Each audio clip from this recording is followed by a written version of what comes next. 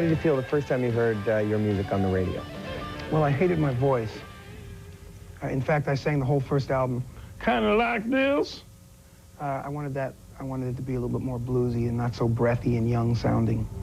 But it's always the kick because, you know, the idea back then is to make it big, which means being on the radio and not playing the local bars and playing where the other bands that you look up to play, you know, like the Orpheums and so forth. So it's the rush of a lifetime, you know, hearing your stuff on the radio, and once you get over your personal indifferences. There was a time there when I remember trying to write songs, and I think I was following other people's formats, you know, and that not working, trying drugs, that'll inspire me to write. That not working, finally coming upon a guitar player like Joe that would play a line that was something unlike anything I'd ever heard on a record before, like that whole it was the kind of thing that what works for me as far as songwriting goes, what Joe has to offer is something I've never heard before, so I throw a line on it that consequently is not like something else that's ever been heard, and then you have a marriage of some new stuff. So, you know, Stephen's like, you know, like if you have your dog, you know, and you start howling, and if you hit a few notes, the dog just automatically like kind of clicks in and starts howling next to you, you know what I mean?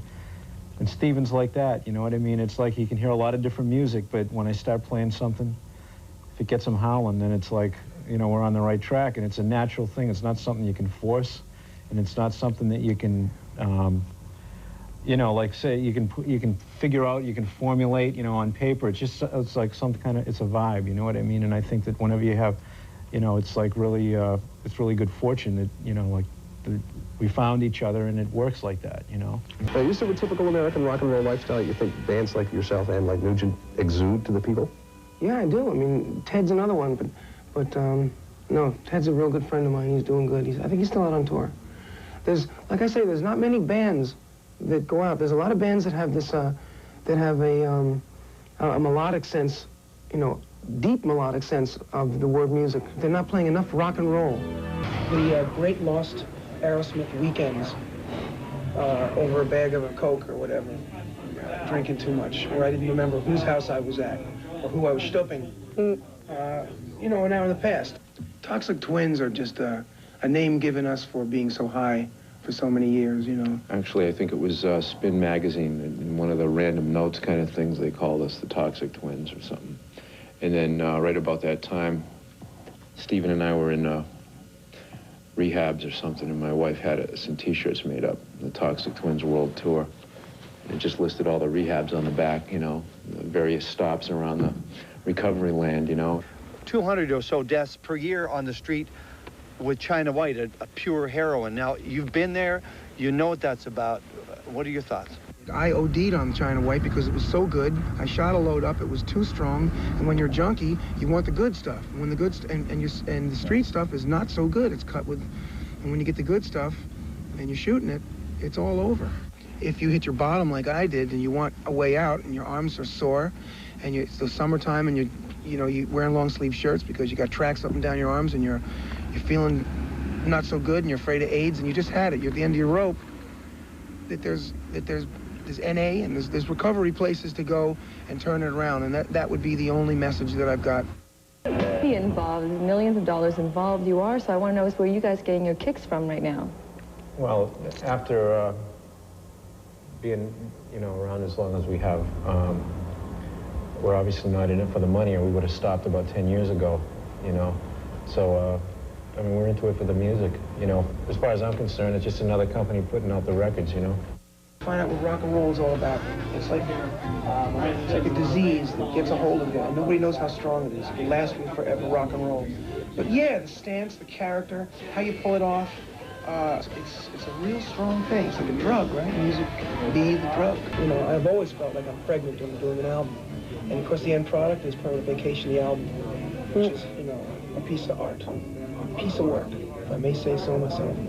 Because I was doing, we were doing about a song a day, and I would take the songs back, we were in Vancouver, And I put on my headset and then my roller skates, and because I own the town at night. When you go out at 12 o'clock to 1, you can skate everywhere and nobody bothers you. And I'd be listening to the outtakes and the intakes and all the takes. And I have to pull over, and a couple of times I cried. It was so good. So I'm real happy about this album. When Love in an Elevator came out on Much, it had difficulty. And it finally went on the air.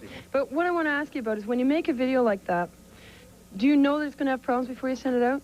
Positively, that's why I wrote it. You know, with that in mind, I thought, well, we're going to get a lot of SHIT for it. And I said, hey, that's what it's all about. No. I once heard that Confucius say, crowded elevators smell different to a midget. And I just elaborated on it.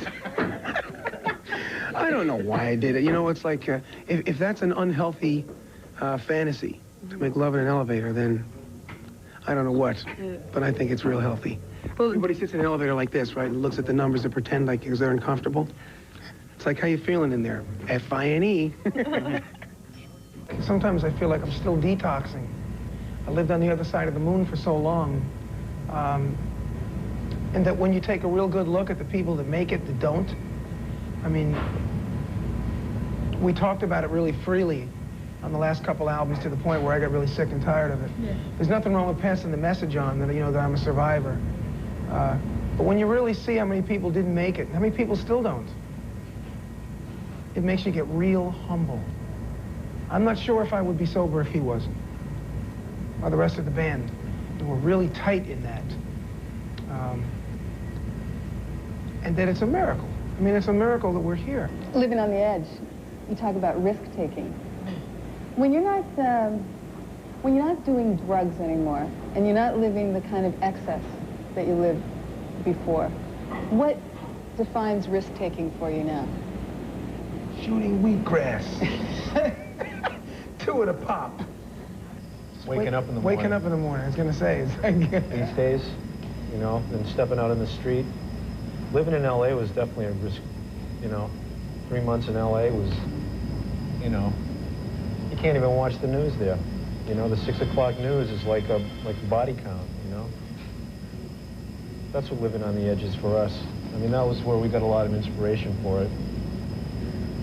Having my house burned down, a son born, and flying to L.A. to do the album in the middle of the riots, kind of like spun us into the edge-dom. That's the good thing about music. If music is the strongest drug there is, which it is, you know, it can take you away. You put the cans on, you know, and you get lost and dance between the music. You know, it's songs that, you know, we could sit here all day and talk about what songs mean to us, but that's not it. It's what they do for someone. It's something it's in the ear of him who hears it or her who hears it. You know, it's what does it do for them? Well, how does it get them off? Does it get them off? You can sprinkle it with la-di-das and all kinds of sweet stuff, but, you know, what does it do for them? You know, is it groovacious? That's what really matters, you know. De Lestat La Tyler. We will take you to the dark side of Aerosmith.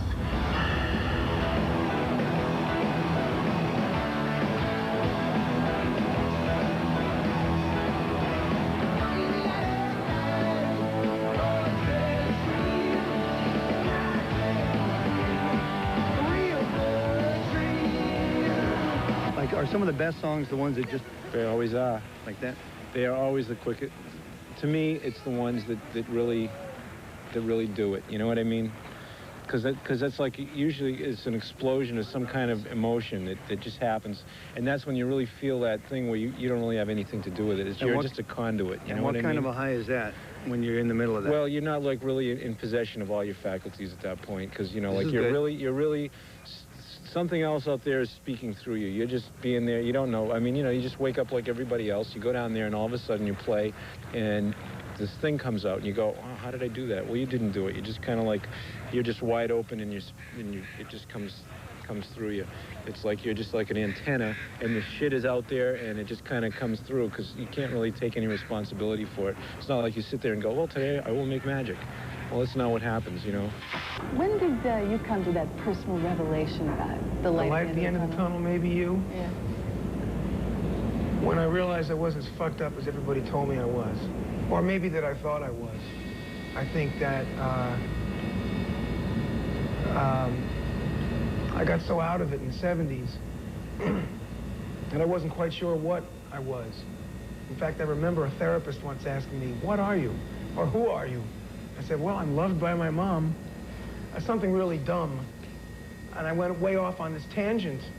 And I think that I survived all that. And I know too many people who didn't. And it was all based around that you can do it, and that the light at the end of the tunnel may be you. And it's not an oncoming train. And the power of positive thinking, and life's a journey, not a destination, and all that stuff really is candy for the brain. The glass is half full and not half empty. All that's the spiritual side that I needed to fertilize. I needed to cultivate, so, you know, because that's how songs are grown. Nothing is ever a given with this band. It's like, which songs did you want to have on there guaranteed? Well, you know, big ones is, what does it consist of, 12 songs? How many is on there? I don't know, 15, I think. You know, and the given is your hits. Put the hits on there. Yep. And to make them work, it just depends on what order you put them. And then it's all the extra, you know, chafe that's the buzz for me. You know, it's those 2 songs. We wrote 5 or 6 new songs in a space of 3-4 weeks, 5 months ago.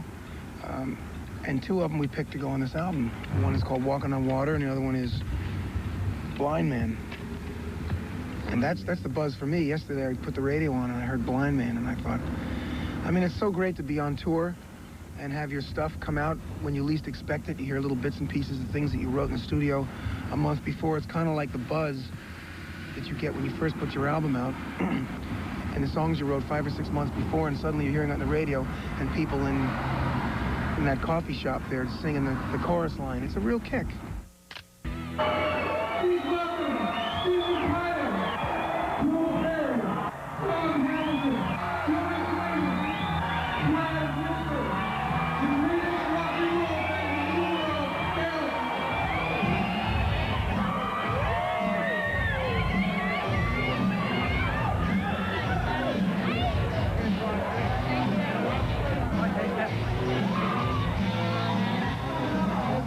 I got to hand it to you guys, Joe. That was an impressive display. You just came in close physical contact with 400 enthusiastic and, of course, polite Toronto Aerosmith fans. What was that like for you? Well, it's a little different, you know, not having a guitar between me and them. You know, it's kind of strange coming and not playing, but it was a good chance for us to see their reaction to the record, because we really haven't had a chance to play it for many people yet. You know, it's really not going to be out for a couple more weeks, so. Why do you guys do this? You don't have to do this. I mean, you're established. You don't have to get up close and actually have people hugging you and stuff. You don't have to do it, but you do.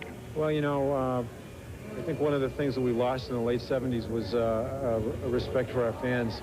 And after losing everything that we did, and we were lucky enough to come back, we kind of, we ain't gonna let that happen again, you know? So every record that we put out, it's like starting from zero again. We never like sit back and go, well, everybody's going, well, you guys are at the top of the heap now, and blah, blah. Well, that was last year. That was the last record. That was the last tour. We got to go out there and start over again. So that's why we're here.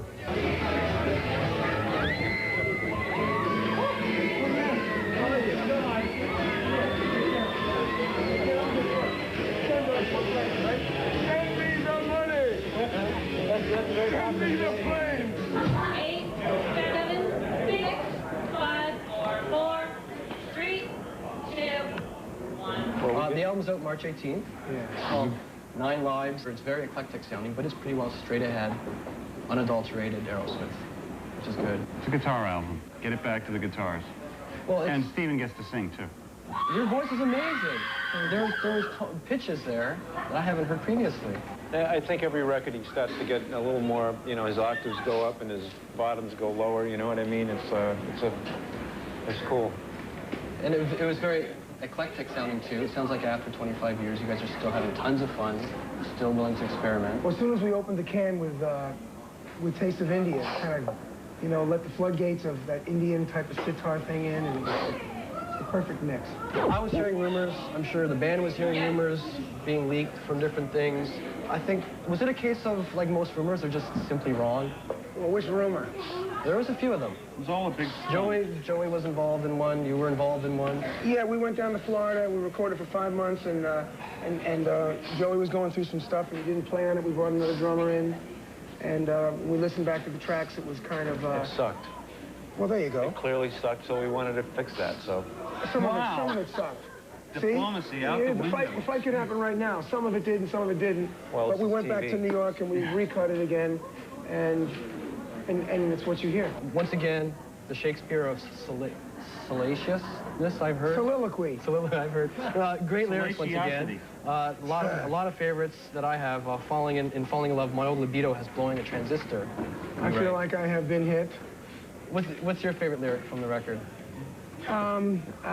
You ain't that good as what you said down to the letter, but you like the way I hold the microphone. Sometimes I'm good, but when I'm bad, I'm even better. Don't give me no lip, I got enough of my own. Yeah!